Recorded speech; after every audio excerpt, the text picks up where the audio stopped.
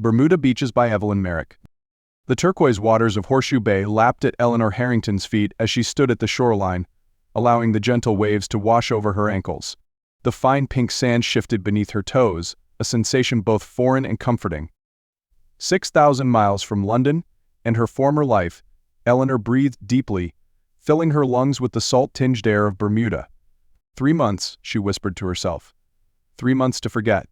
The April sun warmed her shoulders as a light breeze played with her honey-brown hair.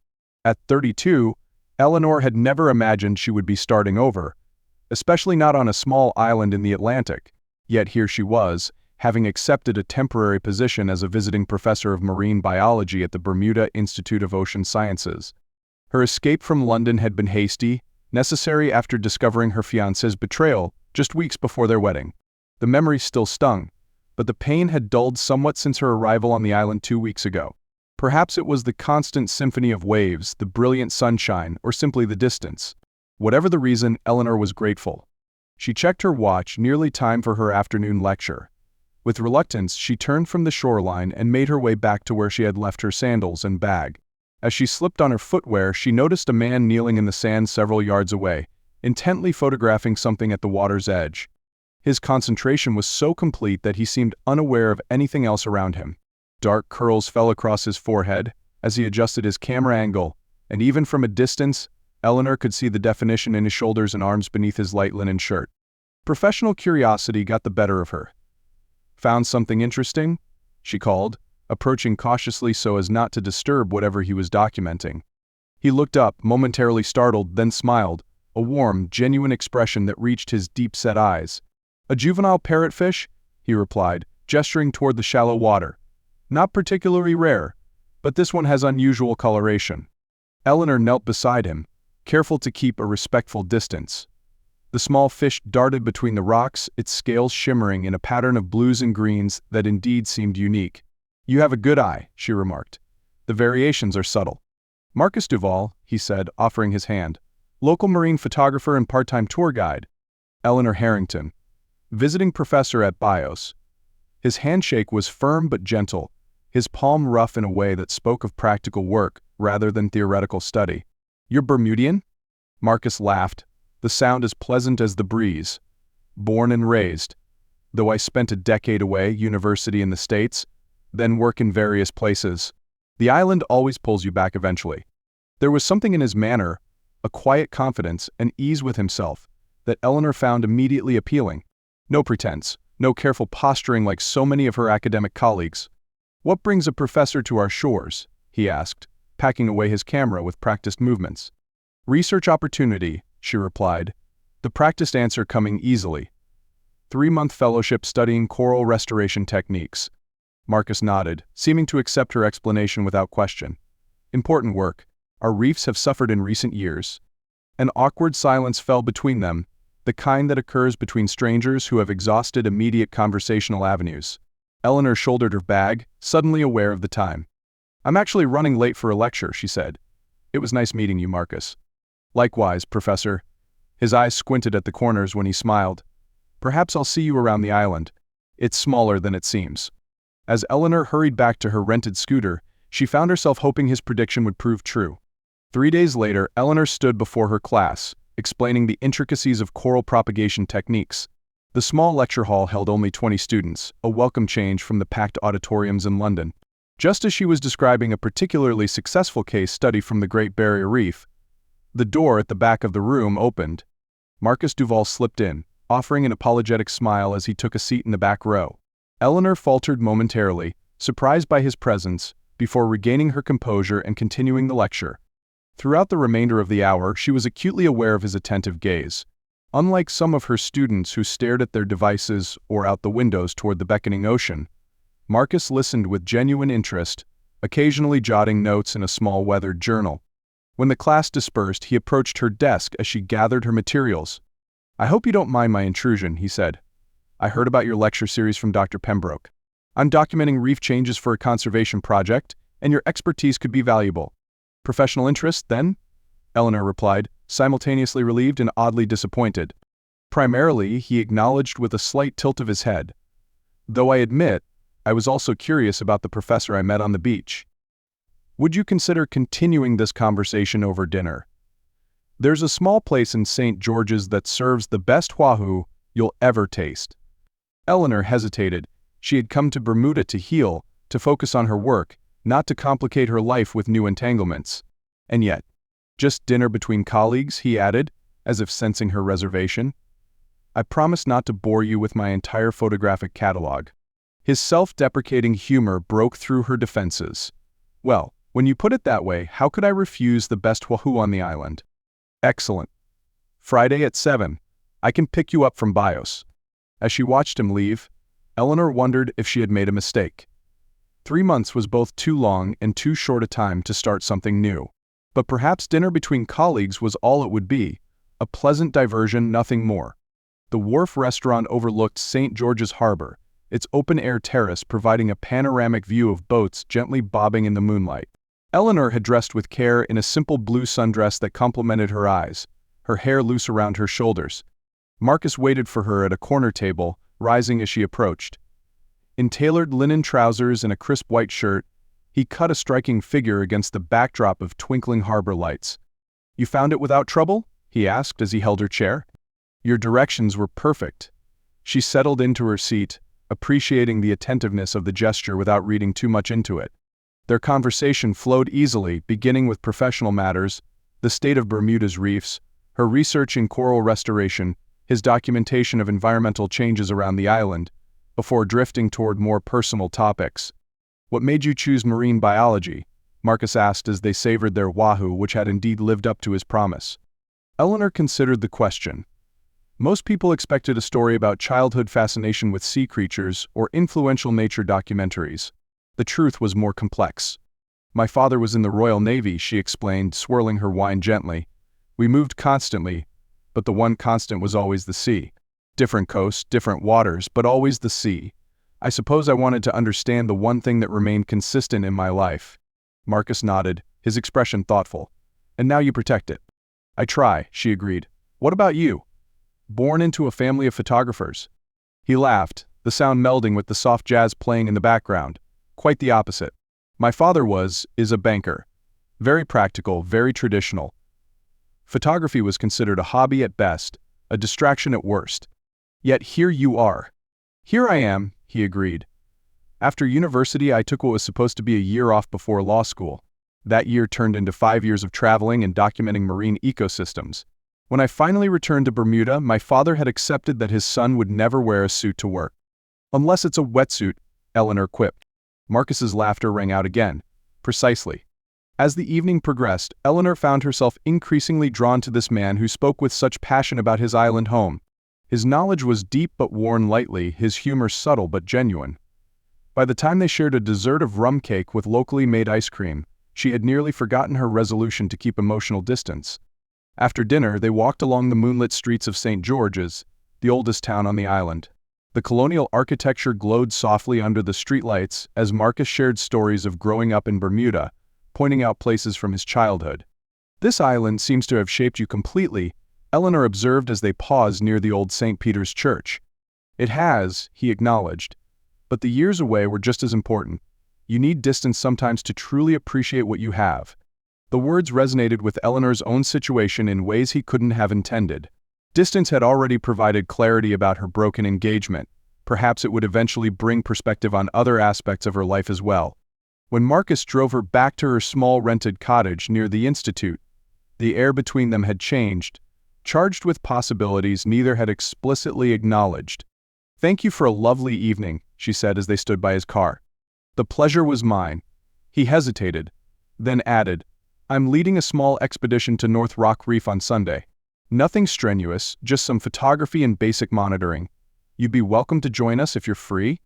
The invitation hung between them, laden with meaning beyond its simple wording. Accepting would signal her willingness to explore whatever was developing between them. Declining would establish boundaries she wasn't sure she wanted to erect. "I'd like that," she heard herself say. "What time?" His smile in response made her decision immediately worth any potential complications. The following weeks established a pattern. Sundays became their day for exploration, sometimes with Marcus's expedition groups, sometimes just the two of them visiting remote beaches and hidden coves accessible only by boat. Wednesdays often found them sharing dinner, alternating between Eleanor's cottage, where she prepared dishes from her travels, and Marcus's unexpectedly charming home in a quiet corner of Hamilton Parish, where he proved himself a surprisingly accomplished cook. Between these fixed points, they found other moments to share: impromptu lunches, walks along the shoreline, even a spontaneous snorkeling expedition when Eleanor's afternoon class was canceled due to equipment failure at the lab. As May turned to June, Eleanor's resolve to maintain emotional distance crumbled completely. She found herself thinking of Marcus during lectures, smiling at private jokes they shared, looking forward to their next meeting even as they parted. On a particularly beautiful evening in mid-June, Marcus took her to a secluded cove accessible only by a narrow path through the coastal forest. They arrived just before sunset, spreading a blanket on the pink sand as the sky began its spectacular transformation. "How did you find this place?" Eleanor asked, marveling at the perfect seclusion of the small beach, sheltered by limestone cliffs on three sides.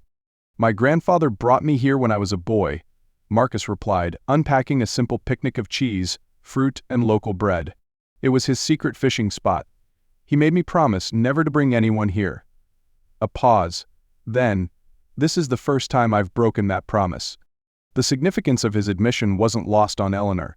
She reached for his hand, twining her fingers with his. "Thank you for sharing it with me."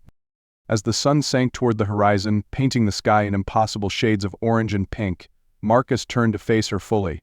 "Eleanor," he began, his voice carrying an intensity she hadn't heard before.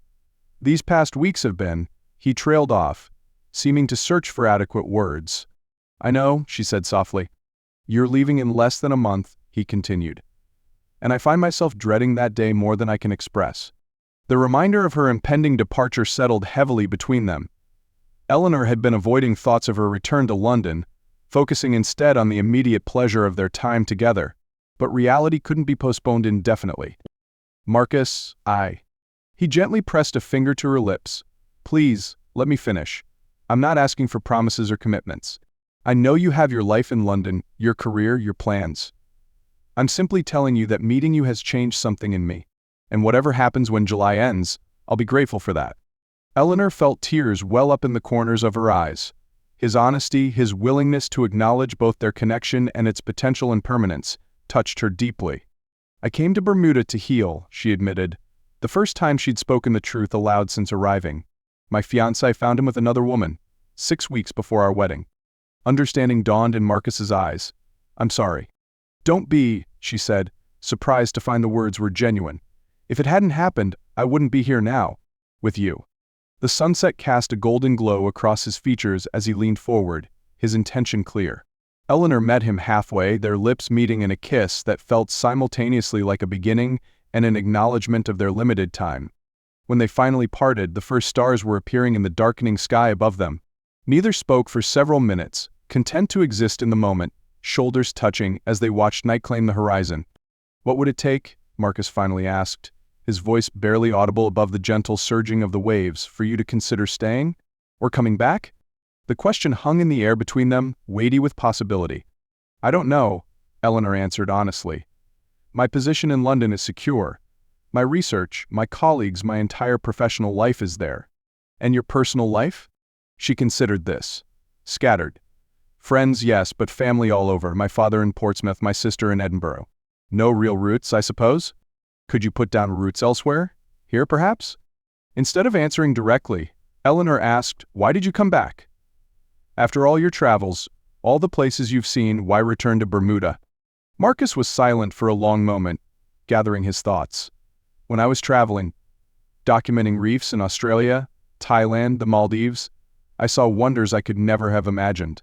But I also saw devastation, bleaching, death, entire ecosystems collapsing." His voice grew passionate. "I realized I couldn't save every reef in the world, but maybe, just maybe, I could help save this one. This island, these waters, they're not just my home. They're my responsibility." His dedication resonated with Eleanor's own commitment to her work. "That's beautiful, Marcus. And I understand it completely." "Do you?" He turned to face her, his expression earnest in the fading light. "Because I think we're the same in that way? We both feel called to protect something larger than ourselves." Eleanor nodded slowly. "The difference is your calling is tied to a place. Mine isn't." "Not yet," he said, a hint of hope in his voice. but it could be. She didn't answer immediately, allowing herself to imagine it, a life here, with this man, working to restore the reefs surrounding this jewel of an island. It wasn't impossible. The Institute often had permanent positions available. Her reputation in the field was strong enough that she could likely secure ongoing research funding. But could she uproot her entire life for a relationship that was barely 6 weeks old? Was she even ready for such a commitment after the devastation of her broken engagement? "I need time," she finally said. "This is all so new." Marcus nodded, accepting her response without pressing further. "We have 3 more weeks," he said simply. "Let's make them count." The final days of Eleanor's fellowship passed with alarming speed. She and Marcus spent every moment they could together, creating memories that Eleanor knew would sustain her through the London winter, snorkeling among vibrant parrotfish at North Rock, hiking the lush railway trail that spanned the island, dancing to local music at a small harborside club, sharing quiet mornings watching the sunrise from his veranda. They spoke occasionally of the future, discussing possibilities rather than making plans. Marcus mentioned sabbaticals, visiting professorships, research partnerships between institutions. Eleanor researched grant opportunities that might bring her back to Bermuda for extended periods, but neither pushed for definitive commitments, respecting the newness of their relationship and the complexity of their separate lives. On her final evening on the island, they returned to the secluded cove where they had first kissed. The weather had turned, with clouds gathering on the horizon promising a summer storm later that night. But for now, the beach remained their private sanctuary. "I have something for you," Marcus said as they settled on the now familiar blanket. From his bag, he produced a small package wrapped in simple brown paper. Eleanor unwrapped it carefully to reveal a handcrafted photo album, its cover made from polished cedar, a wood native to Bermuda. Inside, she found photographs documenting their time together, Eleanor examining a coral specimen in the lab, her face alight with discovery. The two of them laughing on the deck of a research vessel. A candid shot of her standing at the shoreline, looking out to sea with an expression of perfect contentment. Interspersed with these images were photos of the island itself, the places they had explored together, the reefs they had surveyed, the hidden corners of Bermuda that Marcus had shared with her. On the final page was a single image, the juvenile parrotfish with unusual coloration, that Marcus had been photographing when they first met. "Oh, Marcus," she whispered, trailing her fingers over the image. "It's perfect. Something to remember us by," he said softly. "Until we meet again." The phrasing, not goodbye, but until, caught at Eleanor's throat. "I will come back," she said, the words a promise to herself as much as to him. "I know." His confidence warmed her. "And I'll be here."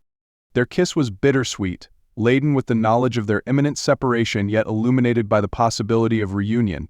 As they held each other close, the first raindrops began to fall, pattering softly on the sand around them. "Perfect timing," Marcus murmured against her hair. "Even the weather knows when to draw the curtain." They gathered their things quickly as the rain intensified, racing hand in hand up the narrow path to where his car waited. By the time they reached it, they were both soaking wet, laughing at the absurdity of their dramatic final scene interrupted by practical concerns. "So much for our romantic farewell," Eleanor said, wringing water from her hair. Marcus looked at her, his eyes shining with emotion despite his smile. "I think it's perfect," he replied. "Nothing in nature ends neatly, not seasons, not tides, not even days. Why should our story be any different?" As they drove back toward her cottage, the windshield wipers beating a steady rhythm against the downpour, Eleanor realized the truth in his words. Their story wasn't ending, it was simply changing form, like water moving through its natural cycle. What had begun as a chance encounter on a pink sand beach was evolving into something more enduring, something that could withstand distance and time. Back at her cottage, standing on the covered porch as rain drummed on the roof, Eleanor made her decision. "I've accepted a position at the University of Southampton," she said. "It's still in England, but it's a 2-hour flight to Bermuda instead of 7. Marcus's expression brightened. "When did this happen?" "I received the offer last week. I was waiting for the right moment to tell you." "And you're accepting it?" Eleanor nodded. "It's a good position, better than my current one, actually. And their marine biology department has an existing partnership with Bios. I could be here several times a year for extended research visits." The hope in Marcus's eyes made her heart race. "Several times a year?" "To start," she said, allowing herself to voice the dreams that had been forming over the past weeks. "But who knows what the future might hold? Universities here need marine biologists too." Marcus pulled her close, his rain-damp shirt cool against her skin. "I told you once that I couldn't save every reef in the world," he murmured. "But with you, perhaps we could save a few more than either of us could alone." As the storm raged around her small cottage, Eleanor felt a profound sense of peace. Tomorrow she would board a plane back to England. She would return to her work, her colleagues, the life she had built there. But she would carry with her more than memories and photographs. She would carry the certainty that she had found something worth returning for. In 3 months, Bermuda had given her exactly what she had come seeking, though not in the way she had expected. She had indeed healed, not by forgetting the past but by discovering a future bright with possibility. The island, with its pink shores and turquoise waters, had worked its peculiar magic, and like the tides that shaped its coastline, constantly receding, yet always, inevitably returning, Eleanor knew she too would be drawn back to these shores, to this man, to the life they might build together where the land met the sea.